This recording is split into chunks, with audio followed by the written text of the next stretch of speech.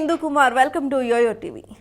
ఆంధ్రప్రదేశ్ అసెంబ్లీలో జరిగిన పరిణామాలపై మాజీ ముఖ్యమంత్రి చంద్రబాబు సతీమణి నారా భువనేశ్వరి మొదటిసారిగా స్పందించారు. ఈ మేరకు ఆమె ఏపీ ప్రజలకు బహిరంగ లేఖ రాశారు. అసెంబ్లీలో వైసీపీ నేతలు తన సతీమణిని దూషించారంటూ చంద్రబాబు సభలో ఆవేదన వ్యక్తం చేస్తూ తాను సభలో తిరిగి సీఎం అయ్యే వరకు కాలు పెట్టనంటూ శపథం చేశారు. ఆ తర్వాత మీడియా సమావేశంలో కన్నీటి పర్యంతమయ్యారు. దీంతో టీడీపీ నేతలతో పాటుగా ఇతర పార్టీలకు చెందిన పలువురు నేతలు, నందమూరి కుటుంబ సభ్యులు స్పందించారు.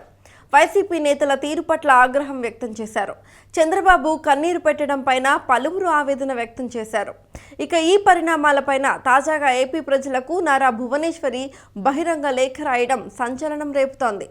NTR memorial trust management trustee హోదాలో భువనేశ్వరి లేఖ రాస్తూ అందులో అసెంబ్లీలో తనపైన అనుచిత వ్యాఖ్యల పట్ల నిరసన వ్యక్తం చేసిన వారందరికీ పేరు పేరున ధన్యవాదాలు తెలిపారు. తనకు జరిగిన అవమానాన్ని మీ తల్లికి, తోబుట్టువుకు, కూతురికి జరిగినట్లుగా భావించి తనకు అండగా నిలబడ్డం తన జీవితంలో మర్చిపోలేదని పేర్కొన్నారు.